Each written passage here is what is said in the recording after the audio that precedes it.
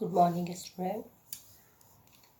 कल मैंने आपको आपकी कक्षा का हिंदी साहित्य पाठ 5 मंत्र पढ़ाया था, जिसमें कि मैंने आपको बताया था कि किस तरह से भगत जो है अपने बेटे की प्राणों के लिए वो डॉक्टर चड्ढा के यहाँ जाता है और डॉक्टर चड्ढा उसको मना कर देते हैं कि तुम अगले दिन आओ, सुबह आना।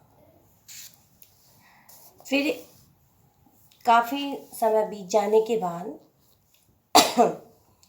डॉक्टर चड्ढा के बेटे का 20वां जन्मदिन है और उस जन्मदिन के दौरान उसके दोस्त उसको सांप पालने का शौक़ होता है, तो उसके दोस्त उससे कहते हैं कि हमें भी सांपों का खेल दिखाओ। और सांप जो है जैसे ही कैलाश सांपों का खेल दिखाने के लिए सांप को पकड़ता है,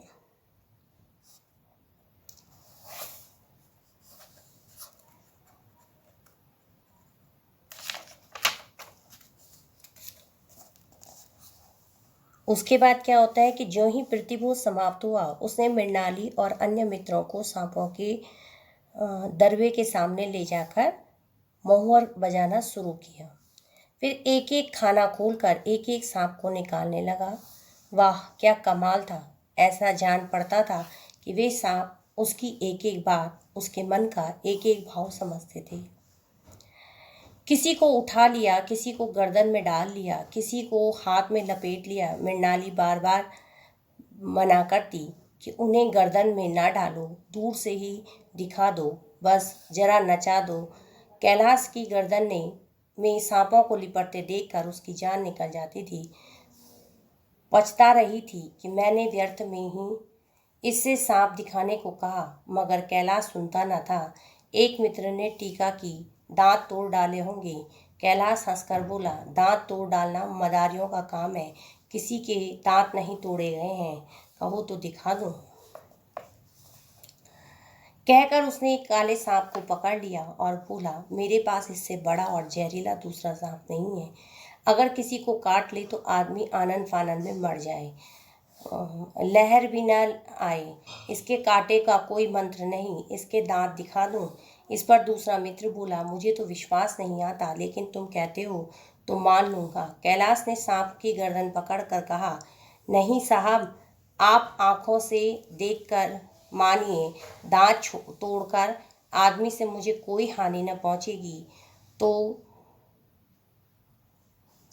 नहीं, दांत तोड़कर वश में किया तो क्या किया। सांप बड़ा समझदार होता है, अगर उसे विश्वास हो जाए कि इस आदमी से मुझको कोई हानि न पहुंचेगी तो वह उसे हरगिज न काटेगा। मृणाली ने उसका हाथ पकड़कर कहा, नहीं नहीं कैलाश, ईश्वर के लिए उसे छोड़ दो, तुम्हारे पैर पड़ती हूँ। इसके बाद वह वहां से चली गई। कैलाश ने सांप की गर्दन पकड़कर जोर से दबाई, इतनी जोर से दबाई कि उसका मुंह लाल हो गया। सांप ने अब तक उसके हाथों ऐसा व्यवहार न देखा था। उसे शायद भ्रम हुआ कि वह मुझे मार डालना चाहता है, अतः वह आत्मरक्षा के लिए तैयार हो गया। कैलाश ने उसकी गर्दन खूब दबाकर मुंह खोल दिया और उसके जहरीले दांत दिखाते हुए बोला, जिन सज्जनों को शक हो आकर देख ले। मित्रों ने आकर उसके दांत देखे और चकित हो गए। मित्रों का शंका निवारण करके कैलाश ने सांप की गर्दन ढीली कर दी और उसे जमीन पर रखना चाहा, पर वह काला सांप क्रोध से पागल हो रहा था। गर्दन नरम पड़ते ही उसने सिर उठाकर कैलाश की उंगली में जोर से काटा और वहां से भागा। कैलाश की उंगली से टप टप खून टपकने लगा। उसने जोर से उंगली दबा ली और अपने कमरे की तरफ दौड़ा। वहां मेज की दराज में एक जड़ी रखी हुई थी, जिसे पीसकर लगा देने से घातक विष भी रफू चक्कर हो जाता था। मित्रों में हलचल बढ़ गई। बाहर महफिल में भी खबर हुई। डॉक्टर साहब घबरा कर दौड़े। फौरन उंगली की जड़ कसकर बांधी गई और जड़ी पीसने के लिए दी गई। डॉक्टर साहब जड़ी के कायल न थे, वे उंगली का डसा भागनस्तर से काट देना चाहते थे, मगर कैलाश को जड़ी पर पूर्ण विश्वास था। मृणाली भी खबर सुनते ही दौड़ी और कैलाश की उंगली से टपकते हुए खून को रुमाल से पोंछने लगी।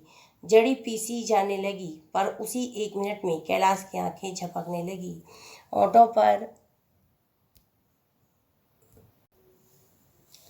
नीलापन दौड़ने लगा, मतलब विष के कारण उसके होंठ नीले पड़ने लगे।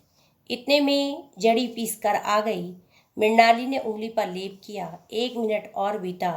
कैलाश की आंखें बंद हो गई। वह लेट गया और हाथ से पंखा चलने का इशारा करने लगा। माँ ने दौड़कर उसका सिर गोद में लिया और बिजली का टेबल फैन चला दिया। डॉक्टर साहब ने झुककर पूछा, कैलाश कैसी तबीयत है? कैलाश ने धीरे से हाथ उठा लिया मगर कुछ बोल न सका। मृणाली ने करुण स्वर में कहा, क्या जड़ी कुछ असर न करेगी? डॉक्टर साहब ने सिर पकड़कर कहा, क्या बताऊं, मैं इसकी बातों में आ गया। अब तो नस्तर से भी कुछ फायदा न होगा। कैलाश की दशा प्रतिक्षण बिगड़ती जाती थी, यहाँ तक कि उसकी आंखें पथरा गई, हाथ पांव ठंडे हो गए, नाड़ी का कहीं पता नहीं। मौत के सारे लक्षण दिखाई देने लगे। उसका शरीर ठंडा पड़ने लगा। घर में कोहराम मच गया। मृणाली एक ओर सिर पीटने लगी। माँ अलग पछाड़े खाने लगी। डॉक्टर चड्डा को मित्रों ने पकड़ लिया, नहीं तो वह नस्तर अपनी गर्दन में मार लेते। एक महाशय बोले, कोई मंत्र झाड़ने वाला मिले तो संभव है अभी भी जान बच जाए। डॉक्टर चड्डा बोले, मेरी अक्ल पर पत्थर पड़ गया था कि इसकी बातों में आ गया। नस्तर लगा देता तो यह नौबत क्यों आती। बार बार समझाता रहा कि बेटा सांप न पालो, मगर कौन सुनता था। बुलाइए किसी झाड़ फूक करने वाले को भी। मेरा सब कुछ ले ले, मैं अपनी सारी जायदाद उसके पैरों पर रख दूं, मगर मेरा कैलाश यानी कि उसका बेटा बच जाए। मेरा प्यारा कैलाश उठ बैठे। ईश्वर के लिए किसी का को बुलाई जाइए। एक महाशय का किसी झाड़ने वाले से परिचय था। वह दौड़कर उसे बुला लाए, मगर कैलाश की सूरत देखकर उसे मंत्र चलाने की हिम्मत न पड़ी। बोला, अब क्या हो सकता है सरकार, जो कुछ होना था हो चुका है, क्योंकि उसके बस में वह उसको बचाना नहीं था। अरे मूर्ख, ये क्यों नहीं कहता कि जो कुछ ना होना था हो चुका।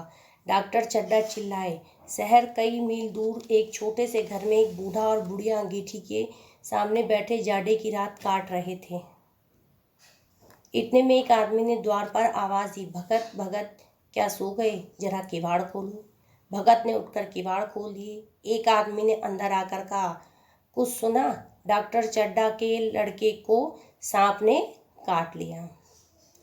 भगत ने चौंक कर कहा, चड्डा बाबू के लड़के को? वही चड्डा बाबू है ना, जो छावनी के बंगले में रहते हैं। क्योंकि उस समय जो है उसका बेटा बीमार था, तो डॉक्टर चड्डा उसकी मदद करने के लिए नहीं आए थे। हाँ हाँ वही, शहर में हल्ला मचा हुआ है, जाते हो तो जाओ, आदमी बन जाओगे। बूढ़े ने कठोर भाव से सिर हिलाकर कहा, मैं नहीं जाता, मेरी बला जाए, वही चड्डा है, खूब जानता हूँ। भैया को लेकर उन्हीं के पास गया था, खेलने जा रहे थे, पैरों पर गिर पड़ा कि एक नज़र देख लीजिए, मगर सीधे मुंह से बात न की। भगवान बैठे सुन रहे थे। अब जान पड़ेगा कि बेटे का गम कैसा होता है। कई लड़के हैं। अब जो है जब भगत कहता है कि उनके तो बहुत से लड़के होंगे, अब पता चलेगा जबकि बेटे की जान क्या होता है। उन्होंने मेरे दुख को नहीं समझा। नहीं जी, सुना है, यही तो एक लड़का था, सबने जवाब दे दिया। भगवान बड़ा कारसाज है। उस वक्त मेरी आंखों से आंसू निकल पड़े थे, पर उन्हें तनिक भी दया न आई थी। मैं तो उनके द्वार पर होता तो भी बात न पूछता। तो ना जाओगे?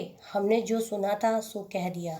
अच्छा किया, अच्छा किया, कलेजा ठंडा हो गया, आंखें ठंडी हो गई, लड़का भी ठंडा हो गया होगा। तुम जाओ, आज चैन की नींद सोऊंगा। अब मालूम होगा लाला को सारी साहिबी निकल जाएगी। हमारा क्या बिगाड़ा? जहाँ 6 बच्चे गए थे वहाँ एक और चला गया। तुम्हारा तो राज सोना हो जाएगा। उसी के वास्ते सबका गला दबा दबा कर जोड़ा था ना। एक बार देखने जाऊंगा, पर कुछ हो जाएगा, उसी के वास्ते सबका गला दबा कुछ दिन बाद मिजाज का हाल पूछूंगा। आदमी चला गया। भगत ने किवाड़ बंद कर दिए। बुढ़िया ने कहा, इतनी रात गए, जाड़े पाले में कौन जाएगा? अरे दोपहरी होती तो मैं न जाता, सवारी दरवाजे पर लेने आती तो भी मैं न जाता। भूल नहीं गया हूँ, पन्ना की सूरत आज भी आंखों में फिर रही है। इस निर्दयी ने उसे एक नज़र देखा तक नहीं। क्या मैं जानता था कि वह न बचेगा? खूब जानता था।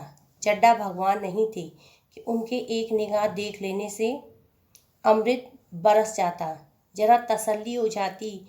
बस इसलिए उनके पास दौड़ा गया था। अब किसी दिन जाऊंगा और कहूँगा, क्यों साहब कहिए, क्या रंग है। अब इसके आगे क्या हुआ कि जब उसने बिल्कुल मना करा तो वह व्यक्ति वहाँ से चला जाता है और भगत जो है मनी मन तो खुशी मना रहा है कि उसके बेटे का जो है बदला पूरा हो गया। ठीक है, पर वो अपनी पत्नी से कहता है, उसकी पत्नी कहती है कि इतने जाड़े में कैसे जाओगे? तो वो कहता है घनी धूप भी होती तो भी नहीं जाता। मुझे पता था कि मेरा बेटा नहीं बचेगा, पर वो केवल एक नज़र डाल लेता तो क्या पता आज जिस स्थिति में हम हैं उस स्थिति में ना होते। धन्यवाद।